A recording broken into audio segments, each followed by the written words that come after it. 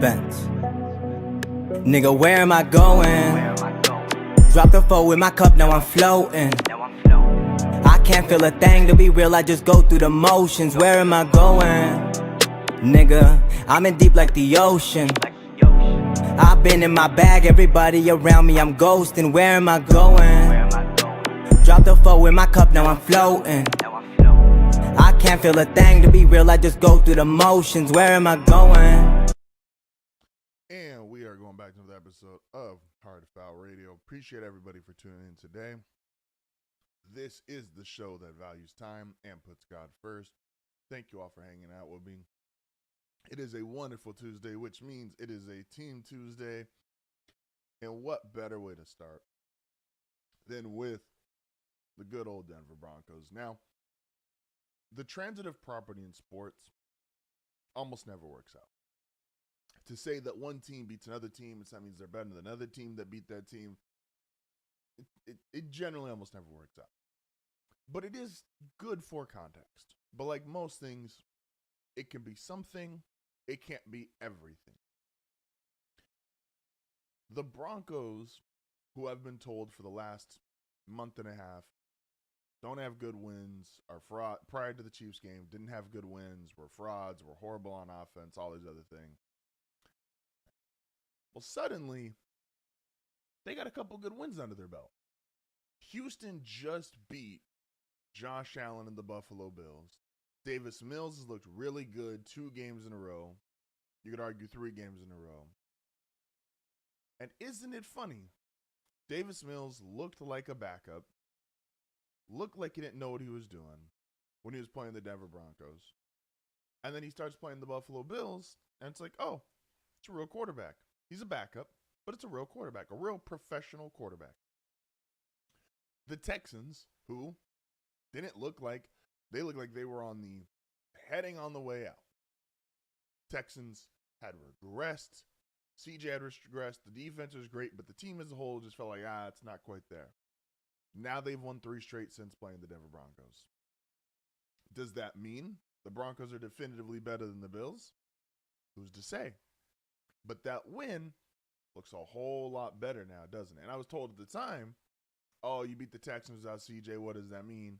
Well, the Texans without CJ are now 3-0 without him officially as a starter. He obviously got the start for that game. The Kansas City Chiefs. I don't know. Did you see them in the fourth quarter against the Colts? Did you see Mahomes make the plays that he had to make? I didn't see him do that against the Broncos. Just saying. Again, the transitive property, normally it cannot be everything. But it is something. The Raiders, well, the Raiders are just the Raiders. That game, there's not a whole lot to take from that game. The Raiders are just a dysfunctional mess. Shock. That's how Vegas goes. But if you look at how teams play, I would say there's 2 things to look at when you're really trying to judge quality NFL teams. And this isn't a perfect metric. This isn't a flawless metric. But look at teams that are really hard to beat.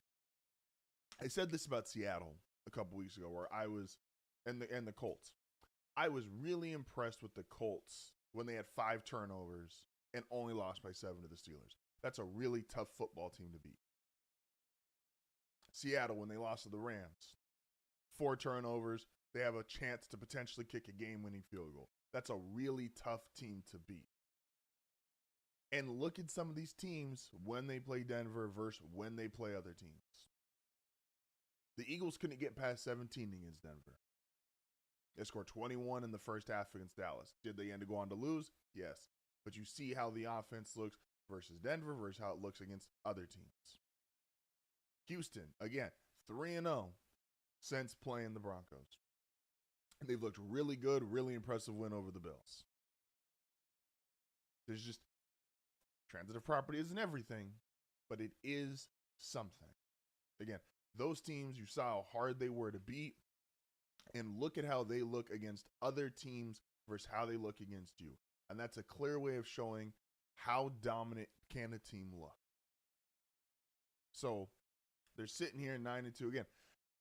And I'm not even here to harp on the schedule.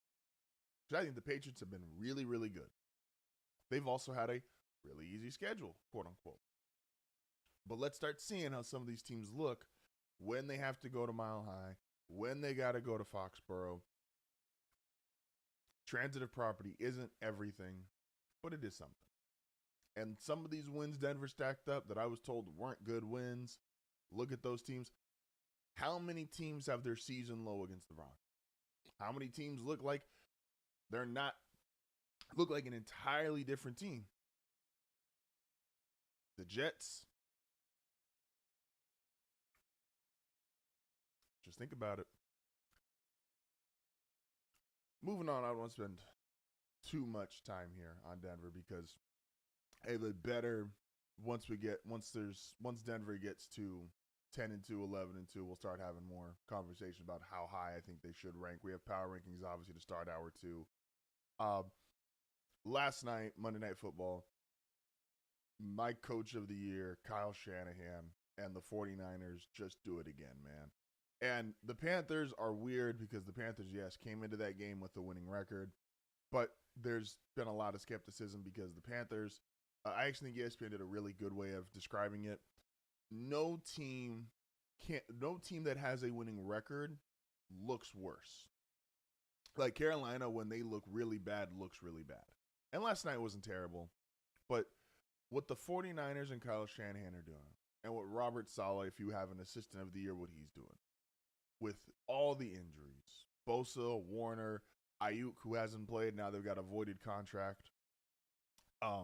They've got, it's duct tape and mirages on defense. It's been on offense without their starting quarterback a good part of the year. I know Purdy played last night. This is just an incredible masterclass in what real high-level quality coaching can get you. Like, if the 49ers team was healthy, that would be the best team in the NFC. And I did not think that coming into the season. I thought they were on the back end. They've obviously had a very dominant run inside the NFC the last 5-6 years. But if they were healthy, this would be the best team. And I'm not even sure if it would be close. He's won multiple games with Mac Jones. Mac Jones has had multiple games with 300-plus yards, high passer rating. This defense has held multiple teams under 20 points. And everybody's hurt. Warner, Kittle missed time. Ayuk hasn't played at all this season. Bosa's been out for most of the season.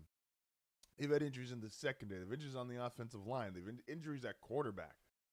Like, this has just been, it's incredible that coaching, and we all know this, coaching matters in the NFL more than does any other sport. And the 49ers are a clear example because this team, if you just put this roster on, there is, out of 32 head coaches, there's probably about 10 that make this roster look like this with all of its injuries. There's a bunch of coaches in the NFL, if they had to trot out this particular 49ers team with all the injuries that they've had throughout the season, they're under 500. And I truly believe that. This is a masterclass in coaching by Kyle Shanahan. An absolute masterclass. So, shout out to the 49ers. Shout out to Kyle Shanahan. He would be my coach of the year. As much as I love what, Vrabel's doing in New England, no one has had to deal with the level of adversity when it comes to cluster injuries the way the 49ers have. The Bucs are close, but the Bucs have also started to regress to the means. They were 6-2. They're now 6-5. There's what Kyle Shanahan is doing in San Francisco is just incredible. It's just incredible. A lot more to talk about, including a little bit more Team Tuesday. My favorite basketball team got a win. They don't get many of them, but they did get a win last night. This is HardFoul Radio, back momentarily.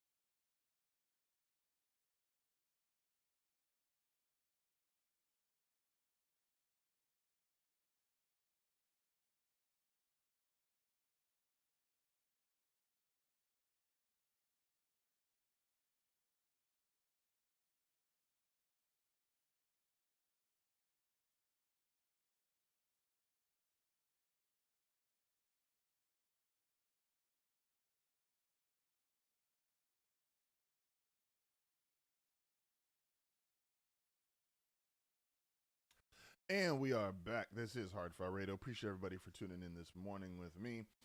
My Pelicans don't get a lot of wins, man. They got a win last night. And this is gonna sound like copium or just being a super fan, but I've said a bunch that I watch sports with the idea of being childlike. From the perspective of being childlike. Like, I just love to love sports. I do. And I'm never going to give that up. I'm never going to change that. It's how I truly enjoy this form of entertainment. Like, I want it to be as childlike and as pure and as innocent as possible. And the Pelicans, while only 3 wins on the season, there's some real hope and momentum here if they do the right thing, in my opinion, which is I like James Borrego. He got his first win as a coach last night. You have Jeremiah Fears, Herb Jones, Trey Murphy, Zion Williamson, Derek Queen. That is 5, in my opinion, it's an all-defensive starter. That's 2 quality starters, Zion, Trey. That is 2 up-and-coming guys, Fears and Queen. Go Gail Benson. Go write Michael Malone the blank check. Please. I've seen this a bunch throughout my life with teams that are talented, teams that have potential, and then they go nowhere because they don't have the right coach, or maybe it's because, unfortunately, like in the Pelicans case, a lot of times it was injuries with Zion and BI, but like, go write the check. Please, please, please, please, please. Go get Michael Malone, who would have experience, because this offense, when it runs the best, is when it runs through Derek Queen. As crazy as that is to say, running through a 20-year-old rookie is the best way to run your offense. But that's how it's been. A 20-year-old rookie has absolutely, unequivocally been the best way to run your offense for this New Orleans Pelicans team. And that's very similar to, I've called him, he's Baby Jokic. Like, I know Sengun gets the title of Baby Jokic, probably because they're both white, but Derek Queen has been playing like Baby Jokic. Go get Michael Malone a blank check. Because what this team's going to need is the ability to play defense, be held accountable, but the talent is there. The talent is unequivocally there. Fears has been playing his ass off.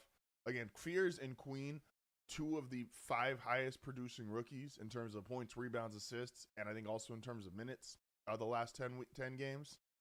They didn't get a ton of start time to begin the season because Willie Green just didn't believe in playing rookies for some weird reason. But you look at how they've transformed this team. Herb, when he's back, he's injured right now. Again, that's an all-NBA defender. Trey Murphy, a 6'10" sharpshooter. He's had struggled to start the season. And Zion, who, say what you want, the talent will always be there for Zion. It's just, it is what it is. Like, his talent is flat out undeniable.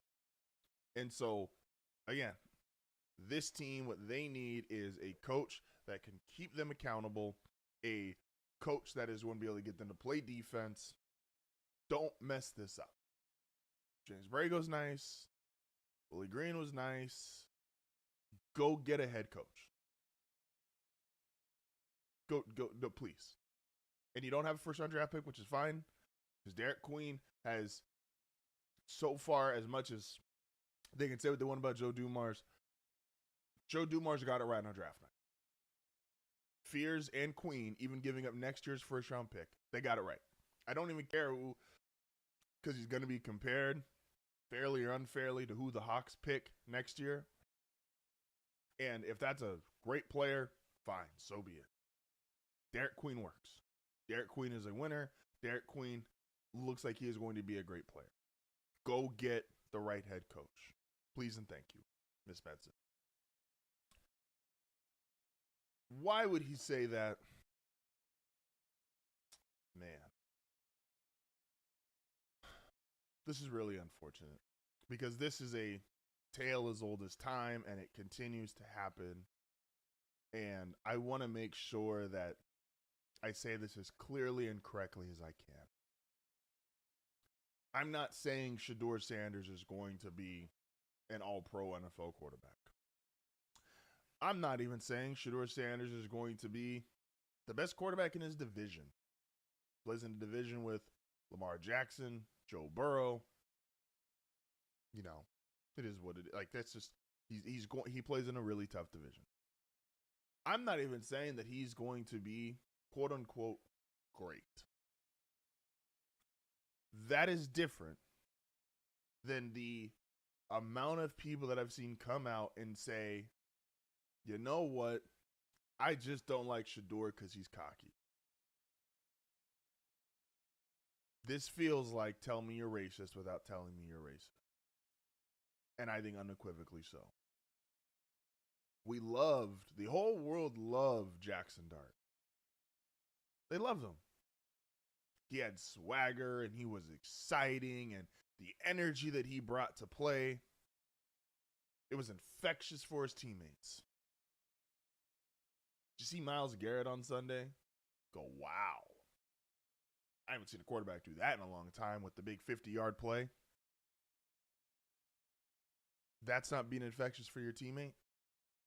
Or do you just not like that Shedeur, when he answers questions, that as a 5th-round pick, he has still kept supreme confidence, which, by the way, all professional athletes have, and more than they should, because you need supreme-level confidence to play professional sports. You need supreme-level confidence to be in this arena, to feel like you belong. Yeah, it's got to be semi-delusional. You have to be. You got to feel like you're the greatest to ever do this, even if you're not. But we liked it when we saw it with Jackson Dart. But we don't like it when we see it with Shedeur Sanders. Just call it what it is. If somebody says, if you say your issue with Shedeur Sanders is he's not accurate enough. If you say your issue with Shedeur Sanders is he's not athletic enough. If you say your issue with Shedeur Sanders is anything to do with his actual on-the-field football play, fine. That's fair. Again, I'm not here saying he's going to be some all-pro quarterback. I don't even know if he's going to be the Browns starter next year. But let's not do the whole, well, Shedeur, if you were a little more humble, did Jackson Dart just scream humble? Joe Burrow, his first couple of years, you guys loved the quote-unquote swagger that Joe Burrow played with. That he was more out there. He wasn't just cookie cutter. And media personalities and people in sports media hate generic answers. Shedeur, at least you know he's not lying to you. You may not love the answer he gives you, but you know without a shadow of a doubt, he is not lying to me. What he just said is the truth as the best way that he can put it. And yes, he's confident. And if it's delusional, fine. Athletes are supposed to be delusionally confident. You're supposed to look at these guys. You know who else is delusionally confident and just does stuff? Like, I said this last night. I was texting Will and Tony. Nikola Jokic, some of the reason we see some of these crazy passes that he makes and some of these insane highlights is because he has such a high level of confidence that he's like, yeah, I can just go spin move behind the back pass. Because he has supreme level confidence that A, he's not going to get cut or be taken out of the game, which he's earned. And B, like, that's what confidence breeds. It allows you to do these things. Mahomes, when he throws the ball, and it's a way that would get anybody else benched in NFL history. Steph Curry, when he shoots, the reason he can shoot is because they have confidence that you cannot truly measure or fathom if you're just a regular person. So yeah, Shedeur's a little cocky. Yeah, Shedeur's super confident. He has to be. That's the only way you make it in sports. And stop using his dad as a comparison. Oh, well, he's just trying to be cocky like his dad, but his dad was super talented. We don't know 99% of these players' families to the level, obviously, that we know Deion Sanders. And to say, when your dad is in conversation as one of the greatest ever, like Marcus Jordan, the basketball player, and this was unfair to him, but the reality was, if he just had a good career but was never Michael, congrats. You had a good NBA career. I'm sorry you weren't your dad the greatest ever to play the position or the greatest ever to play the sport. Not really a big deal. If Barry Bonds' son, and I don't know Barry Bonds' family, but if Barry Bonds had a son and he played baseball and he just hit 200 home runs, congrats. Hell of a career. No, you didn't hit 750 plus like your dad. Oh well. We don't know over half of these people's dads. So just because you're like, oh well, he's like this because of his dad, but he's not as talented as his dad. Just say you don't like Shedeur Sanders because of reasons that have nothing to do with football. Just say you don't. And this is the reason why this isn't why would you say that. And I'm not even attaching. I don't want to even give credit to any of the individuals who have been continuing to go down this road with this rhetoric, this line of criticism, this line of, oh, this is why Shedeur Sanders is going to be great. There's reasons Shedeur might not work out long-term as an NFL quarterback. There's reasons all these guys might not work out long-term as NFL quarterbacks. There's no guarantee that for the guys that are on the bad teams and are low-end starters, which Shedeur right now is a low-end starter by default, there's a million reasons why they're not going to work. And there's a million football reasons why they're not going to work. How they are able to handle themselves, how they are able to go process defense, read defenses, make the throws, run an offense. Yes, those are all valid criticism and critiques. If you don't like Shedeur just because of you know what, just stop commenting on him. Because you're not going to like him anyway. He go out there and throw 3 touchdowns. You're not going to care. That's the reality of it. You're not going to care until you're forced to care. So, chill out on the Shedeur critique because it has nothing to do with football. Please and thank you.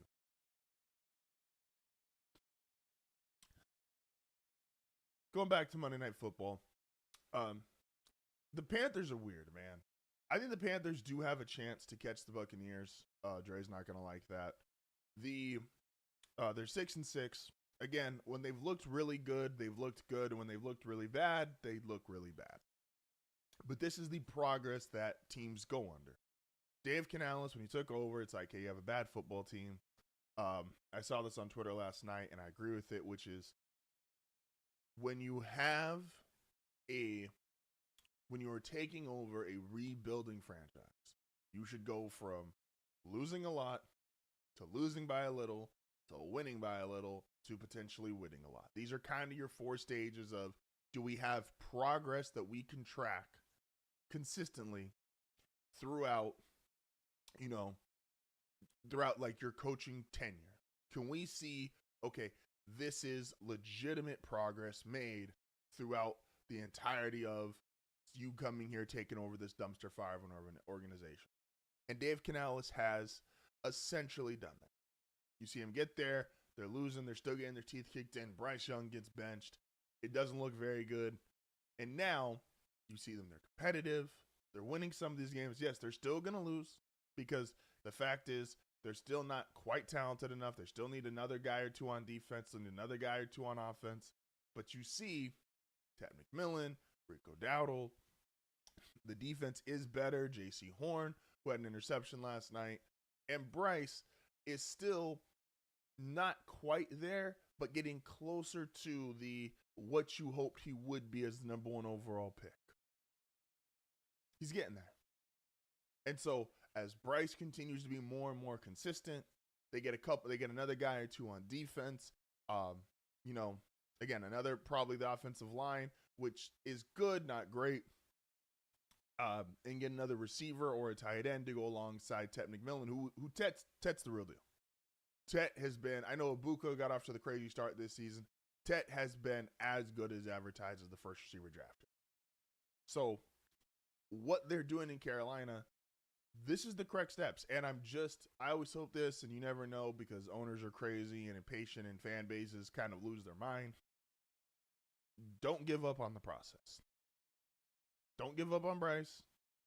No, are you ready to compete with the Eagles and the Niners if they were healthy? Obviously, they lost the Niners unhealthy.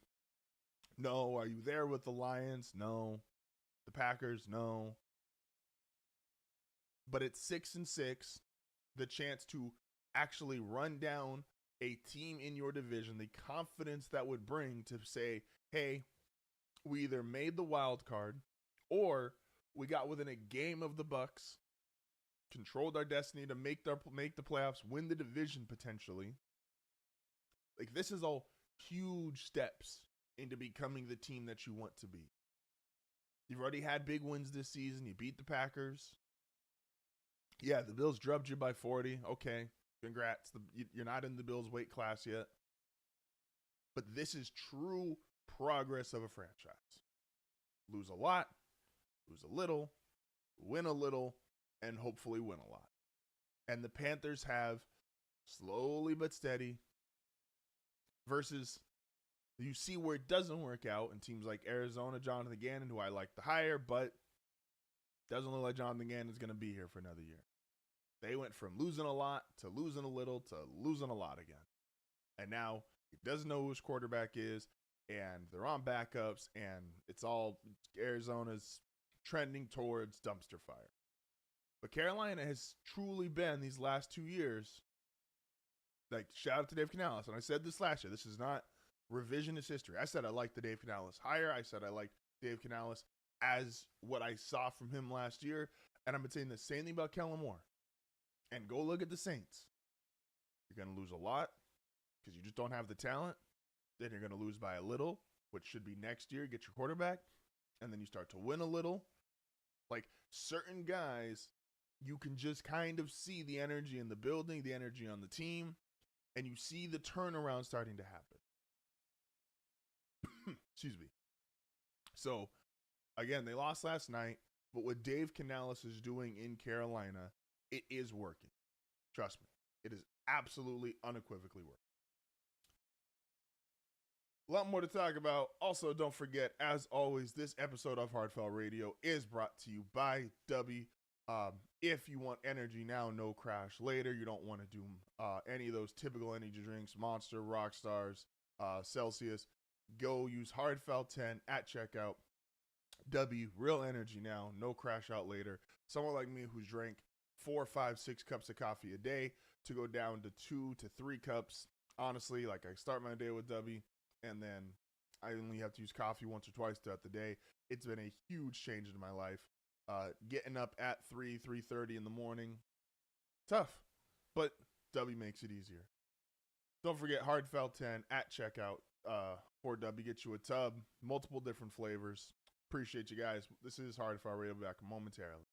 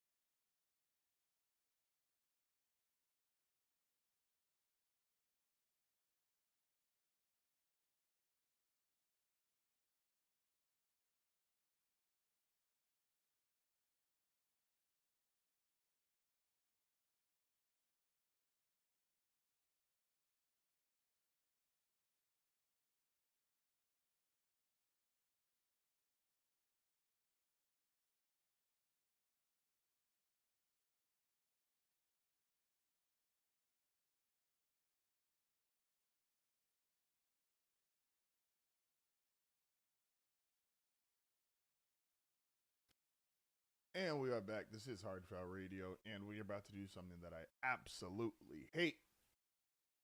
And that is, I'm going to defend Chiefs fans / I don't really know about the team, but maybe. So something that I hate in sports, and it's, well, the way it's covered, at least. I shouldn't say hate about sports, but I hate the way the sport is covered. You should be able to celebrate wins. I don't think this is a crazy concept. The ability to celebrate winning a game, whether it's a basketball game, a football game, a baseball game, we should be able to celebrate. I hate this wave of constant negativity. Oh my gosh, how could you celebrate that? You're still, this only this many games over 500, or you're you're not as good as you were last year, and all. It's just a bunch of negative bull, to be honest. Like, we should be allowed to celebrate wins, feel good about wins. I don't care what the standings are. Like, enjoy winning games. Like, I talked earlier in the show. The Pelicans won their third game of the season. I was glad they won. And maybe that's childlike, or maybe that's naive. I would much rather watch sports with that mentality than the mentality of everything has to be perfect every single moment, every single time. And if it's not perfect, it's a horrible day. And it just drives me crazy. So there's a handful of people, and this could be a why would he say that segment, but I feel like I don't want to give that to the Chiefs fans. I'm a Chiefs hater. Just flat out. I don't like the Chiefs. I hate the Chiefs. I don't like the Chargers. I hate the Chargers. I don't like the Raiders. I hate the Raiders. This is normal, in my opinion, normal sports behavior. Those are the three teams inside the same division as the Denver Broncos, and that's why I don't like them. Pretty plain and simple, right? The problem with what people are doing right now with the Chiefs, and I get it, their fans have been obnoxious. They have a very, very obnoxious fan who's on a very popular sports show every day. But I'm not going to damn them for being excited about being 6-5 and winning that game against the Colts. And I've seen a lot of, wow, Chiefs are celebrating 6-5. Look how far we've fallen. Yeah, you should savor, and you should be, you should be excited about the season-saving win that you just had. I don't think that's a crazy take.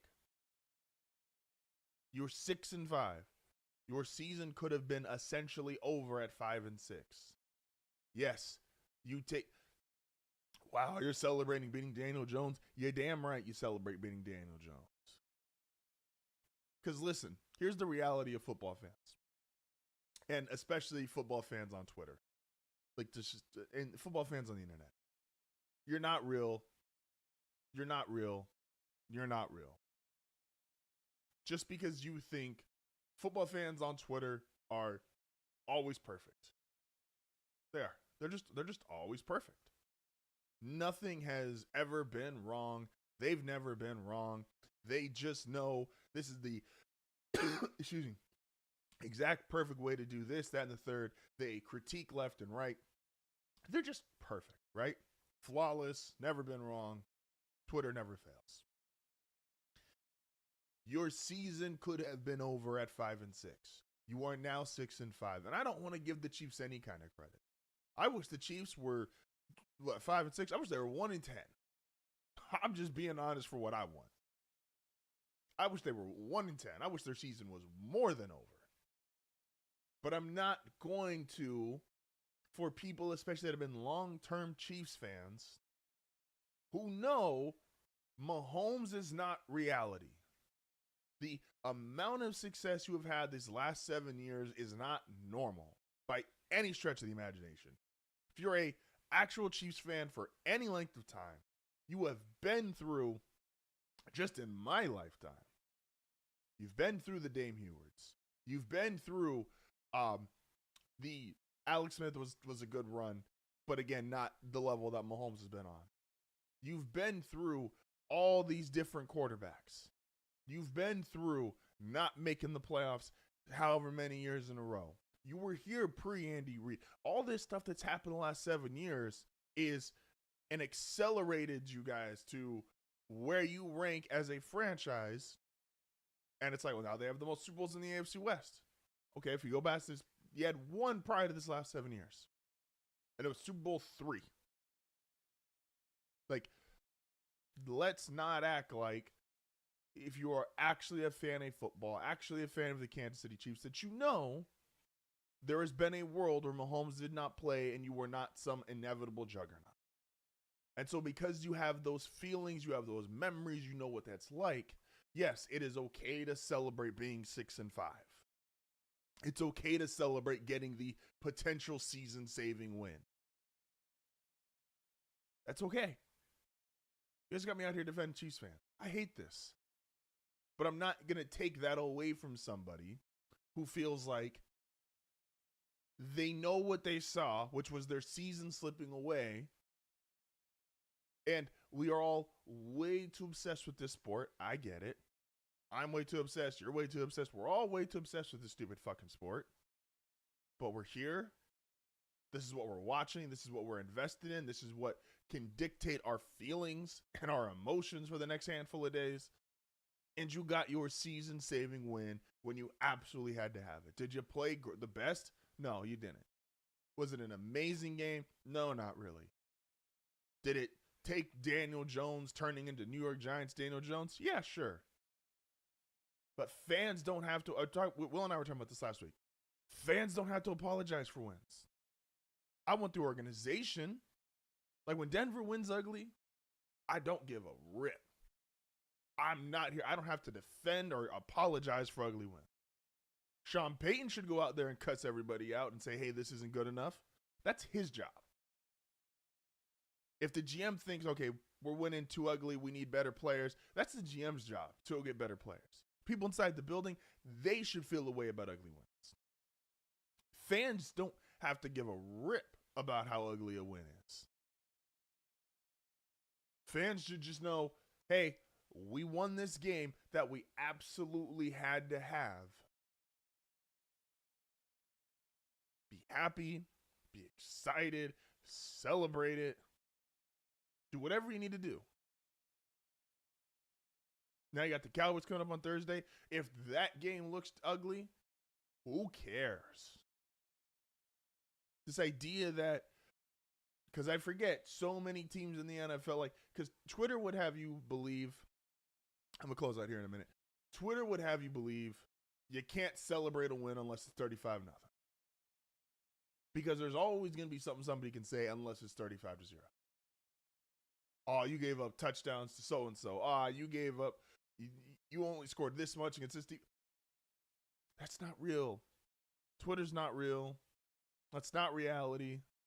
If you win a game, because if you win a game, especially a big game, you ever heard anyone apologize for winning a playoff game ugly?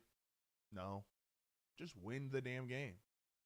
Tom Brady's maybe his most memorable playoff win the first half of his career.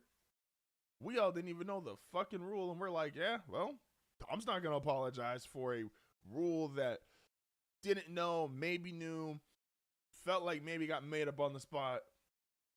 Tom's not apologizing, and Patriots fans shouldn't apologize. You got the win. Take it. Yes, celebrate 6-5. Oh, we were 15-1 last year. And they celebrated all those ugly wins. Random flags, make a play, tie it in the fourth quarter with the Panthers. Who cares? Celebrate your wins. It's okay. Twitter's not real. You'll be fine. Start of hour 2 coming up. We got, Power Rankings, and Tony is going to join us. This is HardFoul Radio. Appreciate everybody for tuning in.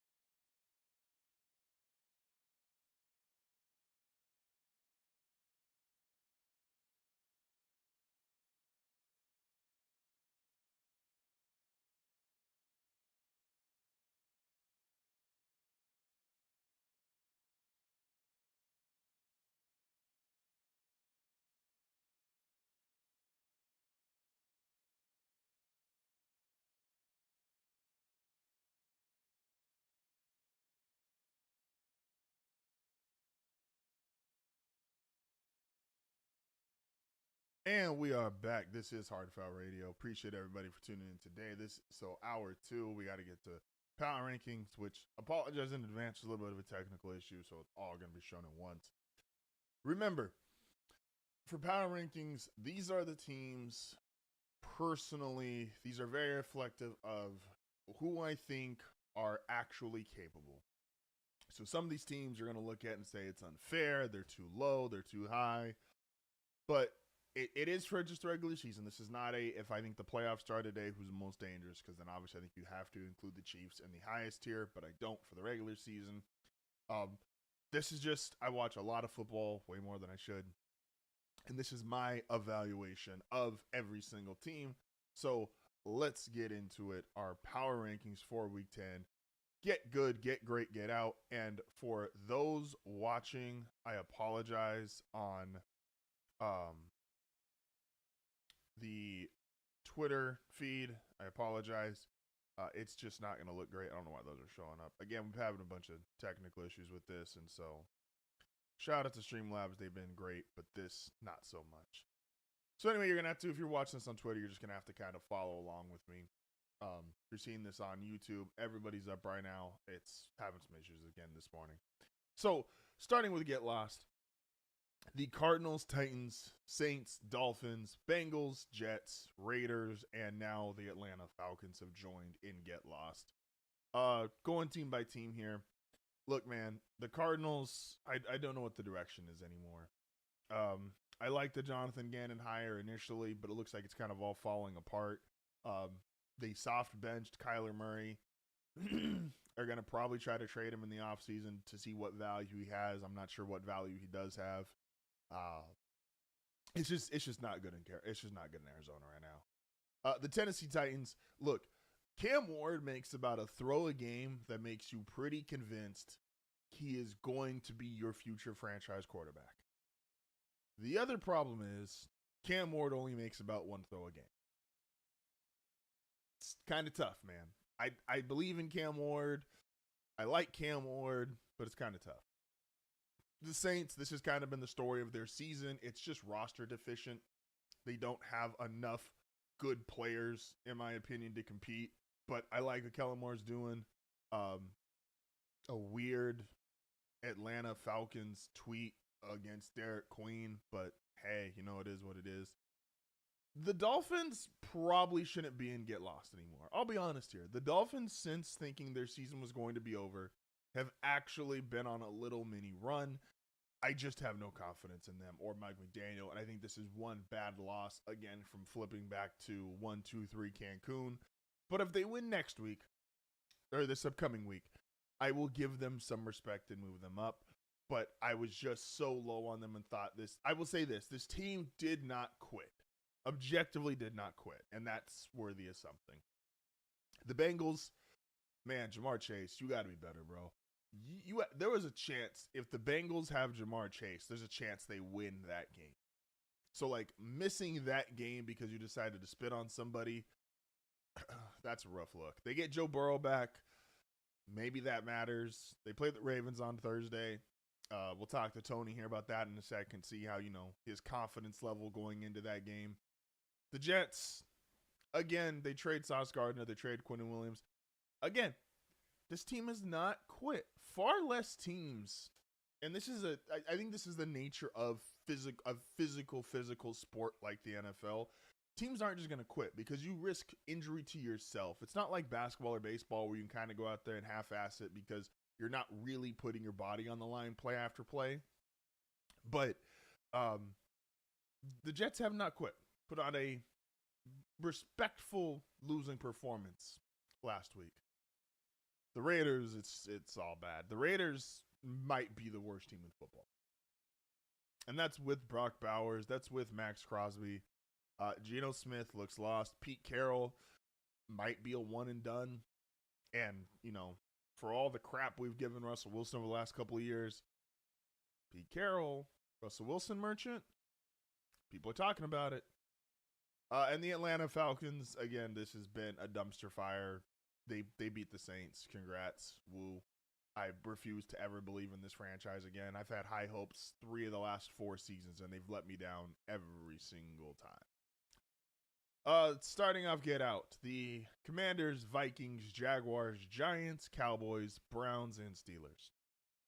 Again, I want to read them off for the Twitter audience because they can't see them yet.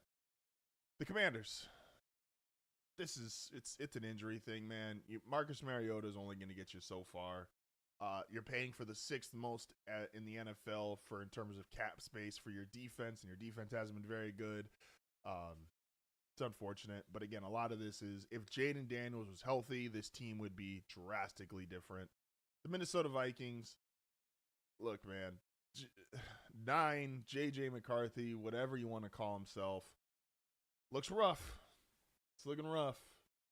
You got Justin Jefferson out here, averaging like 30, 40 yards a game, only caught 2 touchdowns. It's rough. The Jaguars, Jaguar fans, if I'm wrong, I'm wrong, and this is one of those hills I'm going to die on. I don't believe in the Jacksonville Jaguars whatsoever. You might make the playoffs. I don't think this is a playoff team. If I'm wrong, I'm wrong, and y'all can laugh at me later. The New York Giants, isn't it good to have Jameis Winston back in the NFL starting? I think there should be a rule that if your team's no good, one of the bottom 2 to 3 teams should be forced to employ Jameis Winston and have him start. Just a good time to have. The Cowboys, again, I said yesterday, I think the Cowboys, they are better than what I thought they were going to be and look better post the Micah trade.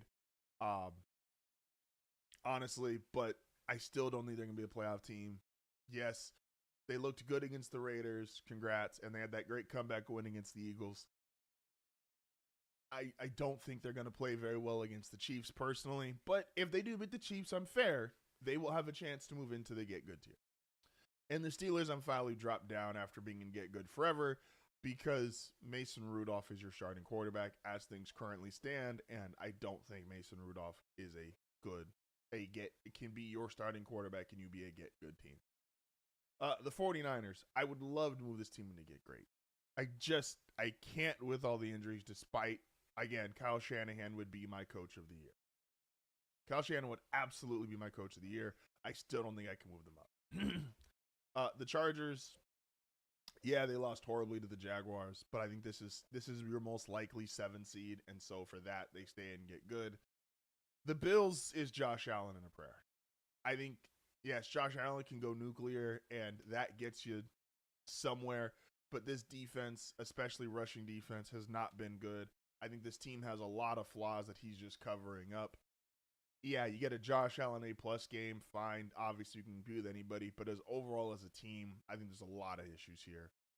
The Bears, I just need one win, man. I just need one win that I can wrap my arms around and go, you got it. I like Chicago. They're 8-3. The Texans, again, 3-game win streak. This defense is elite. I still have questions about this offense, whether it's Davis Mills or CJ Stroud, and so they stay and get good. The Panthers, despite the loss last night, you're 6-6. I think you have a true chance to chase down Tampa now with the Baker injury. I like what they're doing in Carolina. The Chiefs, should they move up? They will if they beat the Cowboys. Look, I think the Chiefs, I said this yesterday, I don't think the Chiefs necessarily played so fantastic that they deserve to go, all right, back to unquestionable Chief status. I think that game was more thrown away by the Colts, if anything.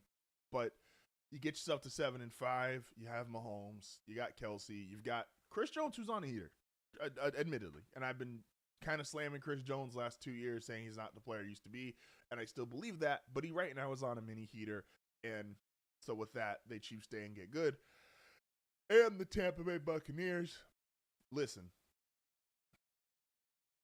6-2 to 6-5 is rough. Baker's hurt. It's rough. There's issues here. We'll see what they do, man. In get great. Colts, Lions, Ravens, Packers.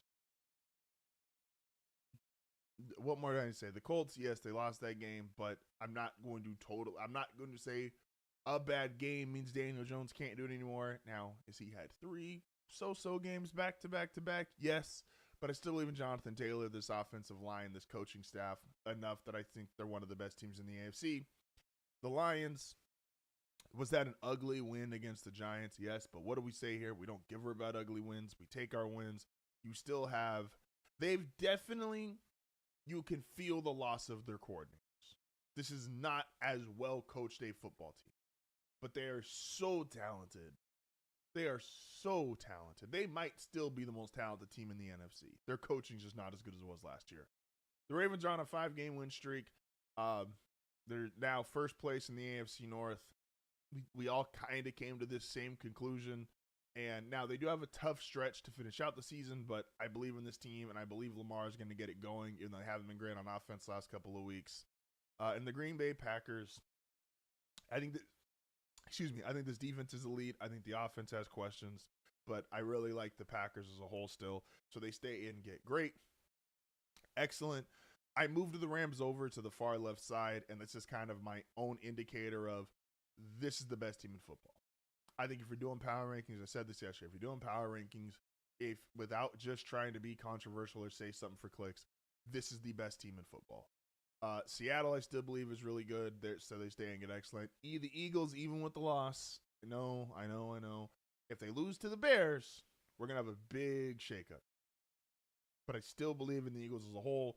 Denver was on a bye week. Not a whole lot has changed here. And the Patriots, despite the pick six, they beat the Bengals. No Jamar Chase. Yes, the schedule's been really weak. But you can only play who's on your schedule. So, for Week 10, or Week 11, I'm sorry. No, yeah, we're in Week 12. Yeah, Patriots are 10-2. Holy shit. This is get good, get great, get out, our NFL power ranking. It is that time of the week. I'm joined by my brother standing in at 6'1", 195 pounds. Tony is in the building. How we feeling today? The weight closer to the height, not so much, but happens. That's how it goes. So another week of power rankings here. My big moves here before I give you a chance to critique. I think right now the Rams have to be the default best team in football. You've probably got the MVP at quarterback, a guy who, by the way, some people said was top 5 before the season started. Just saying. One of the best defenses in football. The Colts, who were and get excellent, I did move down because we got 3 straight weeks now of Daniel Jones acting like Daniel Jones. So I'm a little worried. I still think they're going to win the division, obviously, because I have zero faith in the Jaguars. I refuse to move. The Jaguars are probably going to make the playoffs. I have not removed them from get out for weeks. I just don't believe in them. And then I finally kicked the Steelers out of get good. And that's because they've been my joke has been they're going to go 8-1, but depending on how long Rodgers is out for and Mason Rudolph, you're not a good football team if Mason Rudolph is your starting quarterback. You look at this, what you think I got wrong, what you think I got right? Let's see. I wouldn't have moved I wouldn't have moved the Bills down even though they had a tough loss to Houston. Um, Kind of just a bad matchup in that sense with Houston's pass rush. That's a bad matchup for every quarterback, honestly, so it's not just Josh. Wouldn't have moved them down. It's a Thursday night game. They were short some receivers. Kincaid didn't play. Had some offensive line injuries during the game between Spencer Brown and Deion Dawkins. Wouldn't have moved them down. Um, let's see. I think you won't do it, and you'll be mad that I'm saying it, but I think you know what I'm going to say. They was on a Kind bye of. week. I'm not moving people on a bye week. No, no, no, no, no, no, no, no, no, no, no. You don't know what I'm gonna say then. Maybe I don't. I th- I think you had to move up the Bears to get great, and you didn't have to because it's you, but I would have moved the Chiefs up to get great as well. Okay, so let's talk about the Bears and Chiefs because I think this is fair. with the Bears. So I think I've been all for like I don't care if you win ugly. But I do want to see like those signature wins, right? So like Denver got their signature win against Kansas City. New England got their signature win against Buffalo. New England's had an easy strength of schedule. Denver wins every game. It looks ugly. I tweeted out, don't watch Sunday Night Football this week. If you are not a fan of either the Commanders or Broncos, don't watch Sunday Night Football. It's not going to look pretty. I want to see it with the That's the Sunday Bears. night game. That's the Sunday night game. Marcus Can they Mariota flex against the that Bears. out? They already tried. Oh, That's rough. That's rough. and it, and again, Denver's got no excuse to lose, but that is going to be like if you want like some big high scoring primetime game, it ain't gonna be that. So I want to see the Bears. Excuse me. Who I would move the Bears into excellent if they knock off the Eagles this week. They play Black Friday, and that would be like their signature win Hmm. because they have had like it's been relatively scheduled and playing backups, and so I do want to see them before I move them into that great category. And with the Chiefs, here's my problem with the Chiefs. This is still for the regular season. If you told me like this was a playoff power ranking, I would be, even as much as I hate that team, I would have trouble saying they're not in yet excellent if we're talking about just playoffs.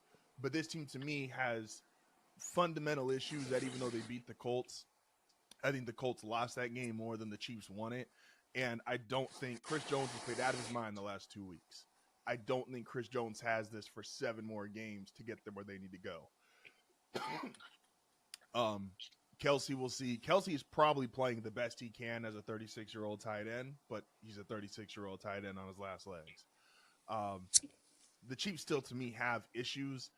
Was that a season-winning or a season-saving win? 1,000%. Am I ready to re-put them in, like, the resume obviously is the resume, the defending dynasty, all that shit. But this year's Kansas City Chiefs, I see more issues than I see solutions. That's fair. And the Bills are Josh Allen's amazing. The Bills got a lot of issues. Josh Allen just covers up a lot of that shit, including potentially their head coach. Your But Ravens, that might just be enough. no, that's Like, like I said, when it comes to the playoffs, we know how all these teams in the AFC got to win. Like the Colts, it needs to be a Jonathan Taylor game. Denver's got to be a defense. New England, it's got to be Drake May, and the bottom 3 seeds, but the 3 conventional top tier quarterbacks got to go nuclear, and all that is viable. Mahomes could have a 4-touchdown playoff game. Excuse me, Josh Allen could have a 4-touchdown playoff game. They could also be taken out of the game because Jonathan Taylor goes for $150, or Denver gets 9 sacks, or Drake May has a great game. Like the AFC this year is in a wild spot. Speaking of a wild spot, again, not that I want to take credit for nothing, but they ain't lost since I placed it. and You know they what I'm saying? stink offensively too.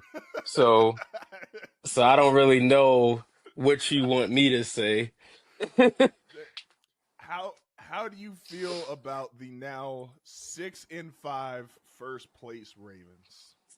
Um, feel fine. Like I feel fine. That's literally the words to use. Like they are now in first place. They control their destiny when it comes to making the playoffs, number one. As far as seeding goes, it's a lot of different things that can happen. I'm sure the consensus thought is that they'll be the 4 seed based on what the record is, but they could end up 3 or 2 if things fall out the bottom for a few other teams in front of them. So we'll see.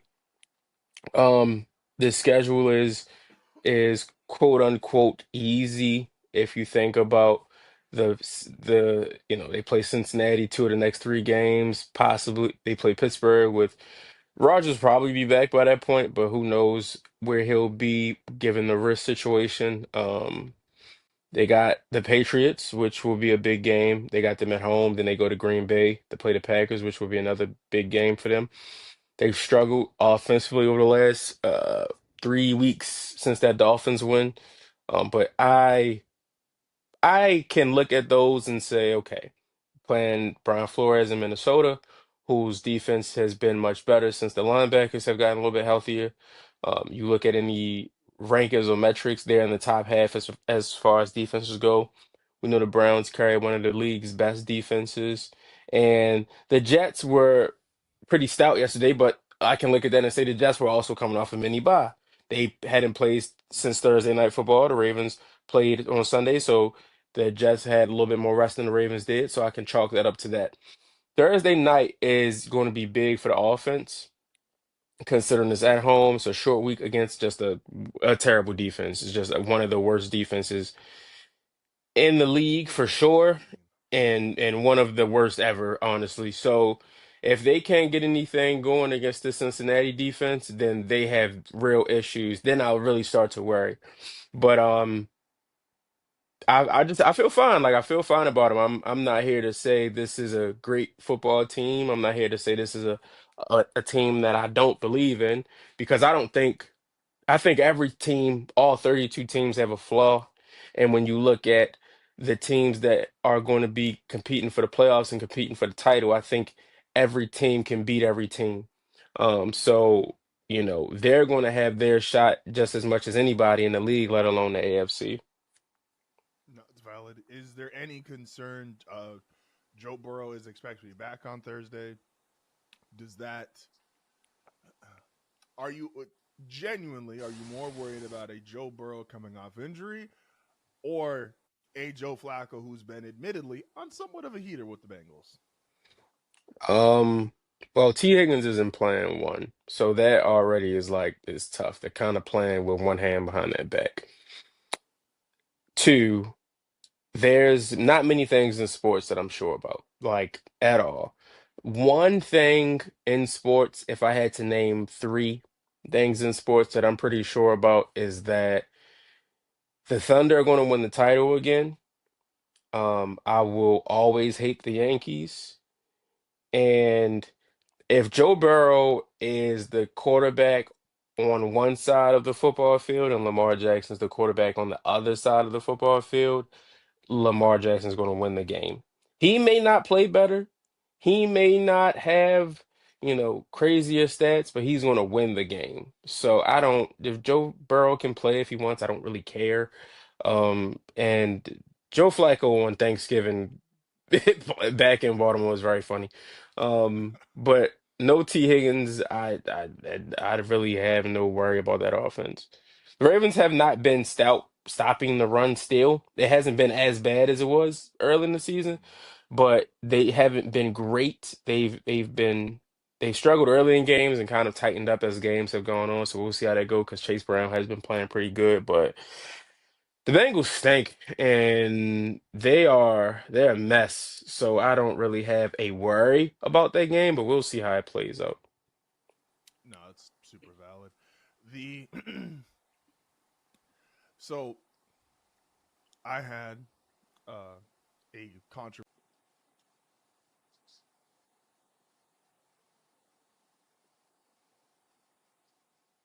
Did I kill you for it, or did I just disagree with you? I killed you for saying he was better than Burrow, and I will still kill you for that if I got both of them healthy. But that's neither here nor there.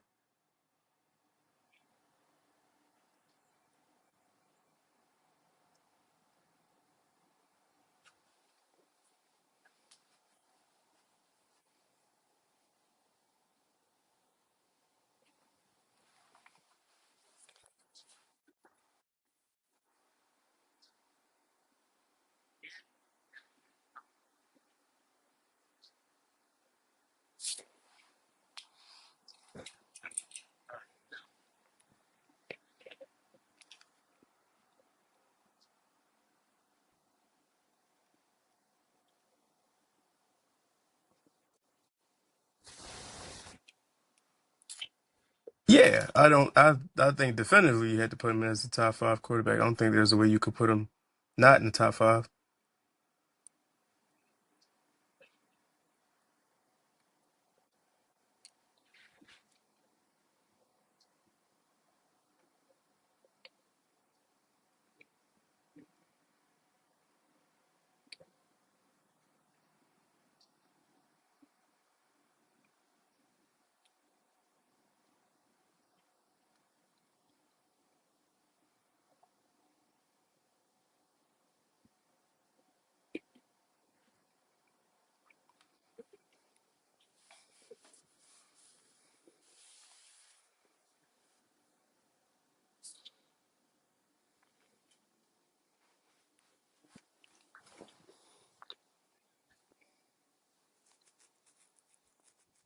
I think there's a lot of teams that can keep it close with them. I think um, Texas game was close, was pretty close in the first game.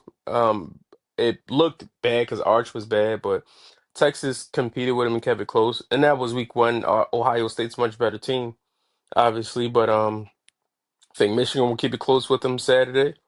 Um, wouldn't be surprised if Michigan won actually, kind of just based on rivalry stuff, not more so like a team thing. But I wouldn't be surprised there, and I would need to see Ryan Day actually beat Michigan.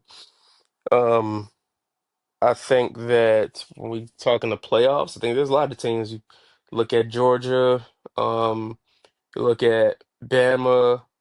I think Oklahoma has a really good defense. I don't think offensively they're that good, but if I think defensively Oklahoma can keep up with about any team really in the country. They struggle with Texas, but that's, like I said, rivalry. That'll kind of happen that way. Um, Notre Dame's defense, I think, can keep up with those guys, especially with Notre Dame's ability to run the football with Jeremiah Love and Jerry and Price. Think that they can really keep up with Ohio State. Indiana's tough. That we'll see how that looks in the Big Ten championship. Obviously they blew the doors off Indiana last year, but I think this is just a much different Indiana team. So that's going to be an interesting game when we see that in 2 weeks, I think, 2 weeks from Saturday. Um, yeah, I think there's a lot of teams that can keep up with them. Now, who can beat them is different. Just because of the explosiveness that they carry, they have probably two top 10 picks on defense, top seven picks maybe, as things currently stand between Caleb Downs and Arvell Reese. And then what Jeremiah Smith and Carnell Tate are able to do as far as wide receivers go, it's tough. It's just a tough go for defenses to defend that. And Julian Sanders playing great, so they are going to be tough to beat. But teams can keep up with them and keep games close versus them.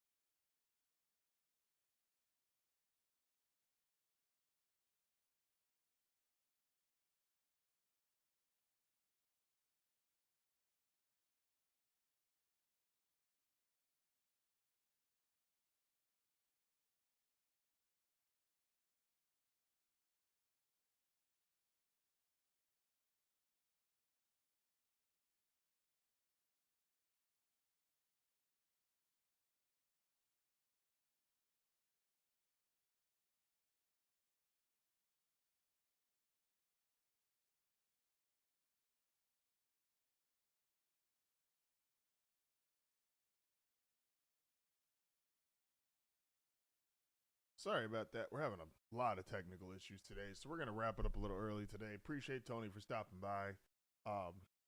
Yeah, man, just should be better tomorrow. Appreciate y'all